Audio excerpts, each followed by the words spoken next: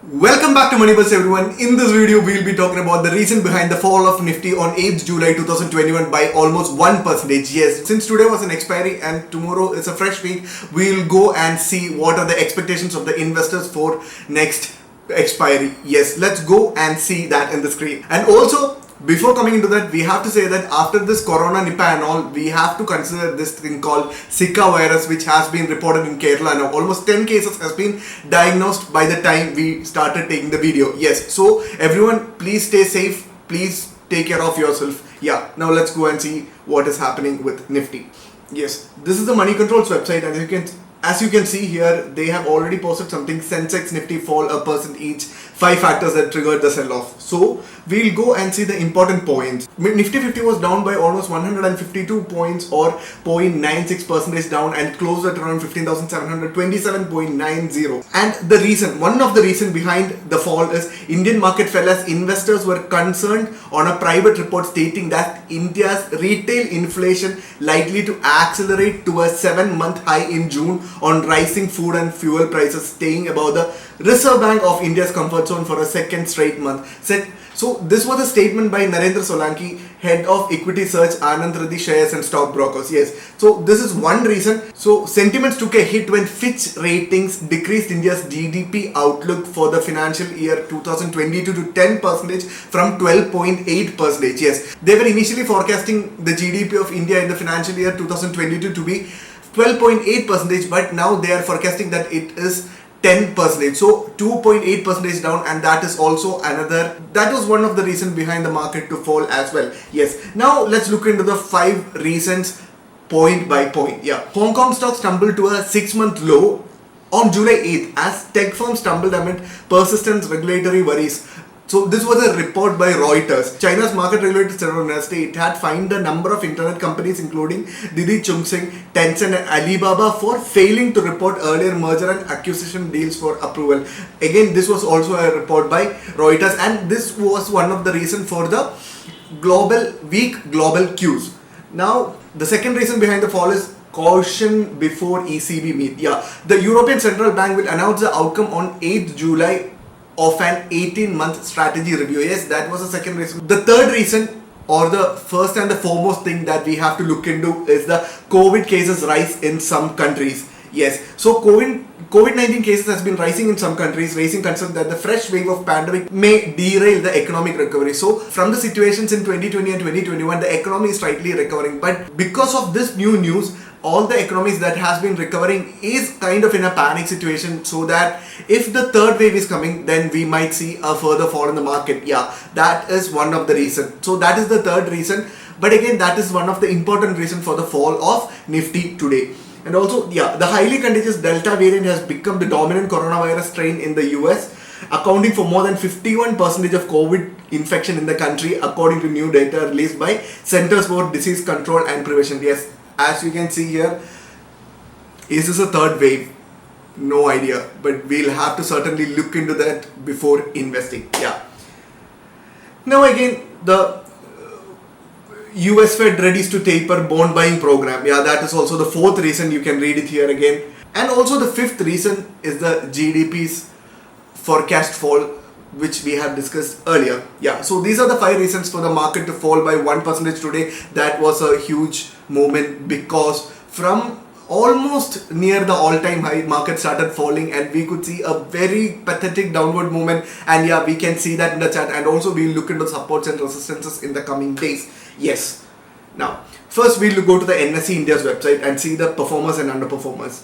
Even though Nifty IT was the only sector that ended in green today by just 0.05%, that is not that great, but still it tried to remain in green. But all the other indices, including Nifty Auto, Nifty Bank, Nifty FMCG, Nifty Media, then Nifty PSU Bank, all these, and also Nifty Metal especially, all these were the sectors that underperformed so badly today, and that was the reason behind the fall too. Now let's look into the best performers in Nifty and Bank Nifty. The best performers in Nifty, there are only few of them, and Techem, it has gone up by 1.3% or 14.50 points. Then SBI Life, Eicher Motors, Bajaj Auto, HCL Tech, IndusInd Bank and Power Grid. These were the only companies that entered in green today. And now let's look into the worst performers or underperformers of the day. Tata Motors had a very pathetic fall on Tuesday, but on Wednesday it tried recovering, but again it came down today, as we can see. We'll go to Tata Motors chart and see what has happened there as well. So Tata Motors gone by negative 3.45% or 10.95 points. JSW Steel by negative 3.13% or 21.60 points. Then Hindalco, Tata Steel, ONGC, SBI and Sun Pharma. Yes, as you saw here, steel industry or the metal industry has come down finally. Yes. Now we'll look into Bank Nifty. Yeah.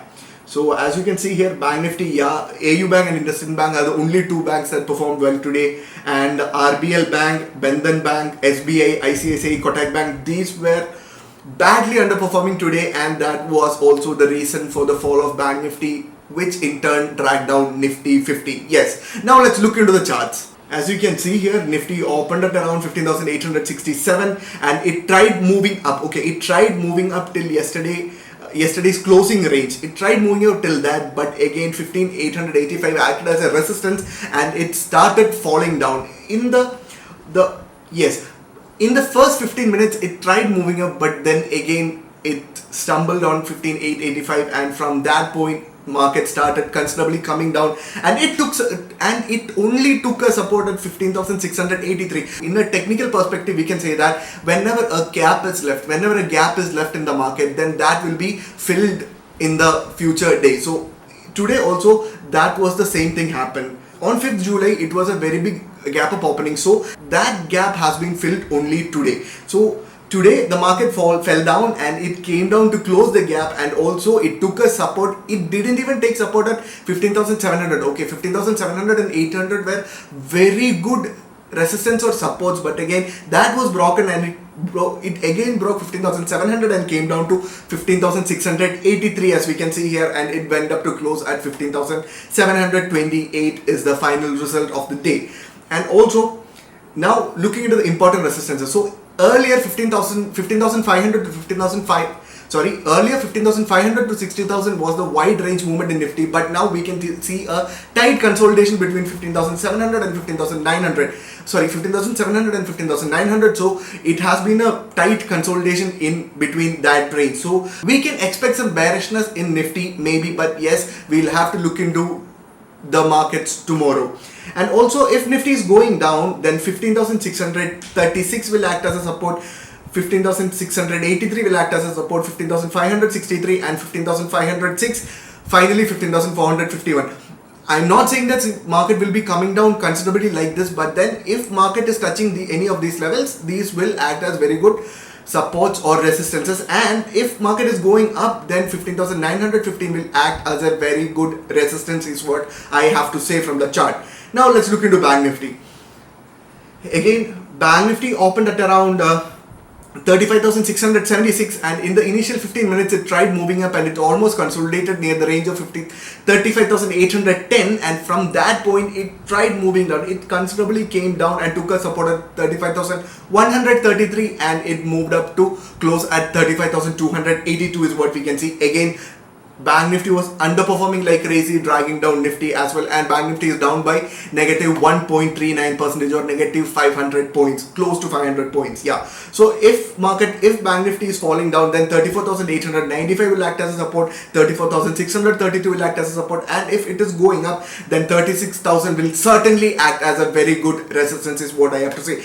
Now we'll go to Tata Motors, we'll see what is happening in Tata Motors, and then we'll go to the OI analysis and we'll wind up the video for the day. Yes, as we discussed before, Tata Motors has come down so badly on Tuesday, and yesterday it again tried moving up. So I already told you that 311 will act as a very good support, but again, as you can see here, it opened yesterday and it tried moving up above 311, again a gap down opening, but it opened above 311, but what happened is it was consolidating between that zone and it came down to close at 306.10. It was a 5 rupee movement in Tata Motors. So the next important support for Tata Motors is 302, and if that is also broken, then we we may see a very good down movement in Tata Motors, which might result in Tata Motors to go down till 288. But then we might get a very good buying opportunity in Tata Motors. Yes, by saying this, we are done with the charts, and now since today was an amazing expiry, all the PE holders must have earned a very good amount of money, and the CE holders, I don't know. Yes, but it was a wonderful expiry. Now we will go to the open interest analysis. So since tomorrow is a fresh week, we'll go to the open interest chain of the coming week, and we'll see the expectations of investors. Yeah, so this is the open interest OI chain of Nifty 50, and as you can see here, market is at 15,727. The highest put OI buildup is at 15,500, followed by 15,700, followed by 15,600, followed by 15,400 and 300, and all these levels might act as supports and also the highest, and the investors are expecting the market to go bullish because the maximum buildup is at call option side. So as you can see here, yeah, 15,800 as highest call OI buildup with 34 lakhs, followed by 15,900, followed by 16,000, followed by 16,100, followed by 16,200. So what we can expect is a very much wide range movement in Nifty. These are the expectations of the investors for the coming weeks, and I hope you all had a wonderful day and also have a wonderful fresh week ahead, and thanks for watching. Yes, if you haven't subscribed to the channel, please make sure to subscribe to the channel and press the bell icon. We will be coming up with so many amazing stock market and crypto related content. Thanks for watching again. Bye.